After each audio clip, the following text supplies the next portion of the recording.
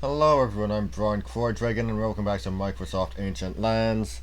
Here we go, Melvin, World Traveling Accountant, one of the odd guys. Thank you for that. Plus MCXX plus LMCXI less the uniform allowance equals... What? Oh, all right. I suppose it doesn't matter. I've got piles of papyrus to go through here. No one's more depreciated than accountants. Just a little accounting humor there. Oh, never mind. No one gets my jokes. My name's Melvin, the accountant. I suppose you think engineers and craftsmen built the Roman roads and aqueducts.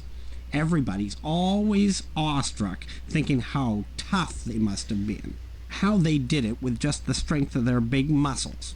But they couldn't have started without written approval from guys like me. Look, click me, and I'll show you how we accountants have always run things, even if nobody seems to care. It all really started in Mesopotamia. That cuneiform you've seen on all those tablets? Well, it wasn't codes of law and stories about great battles. Most of it's ledgers telling how many cows some farmer owned, or how much grain he paid in taxes.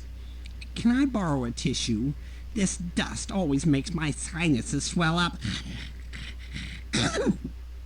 Anyway, all this writing stuff got started because kings needed to keep track of how rich they were. The first writers weren't poets, they were accountants, like me.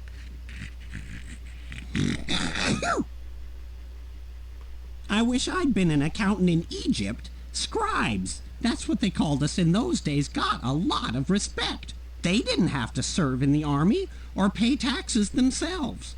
Keeping track of a pharaoh's treasure wasn't easy, though. They had tons of the stuff, and taking inventory was a real problem. Half the time, no one would tell where it was stashed. Unless you have some sunblock, we'd better move on. I burn easily, you know. The Greeks made things simpler. They had coins, a lot easier to count than cows. Watch your step, there's still a lot of sheep around. Anyway, it was still a nightmare. Every time you visited a new town, you had to exchange your money for the local variety. I suppose that kept a lot of my colleagues busy, but they sure wore out a lot of wax tablets keeping track of everything. Yes, indeed.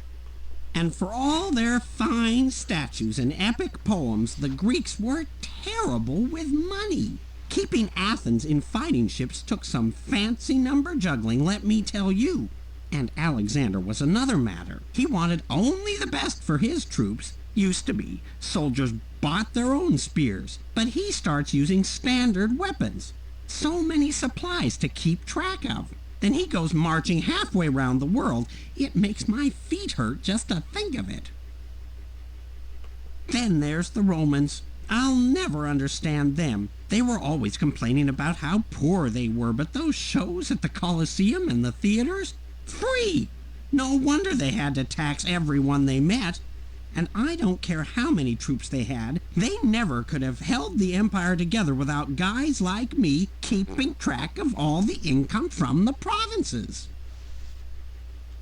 I suppose so.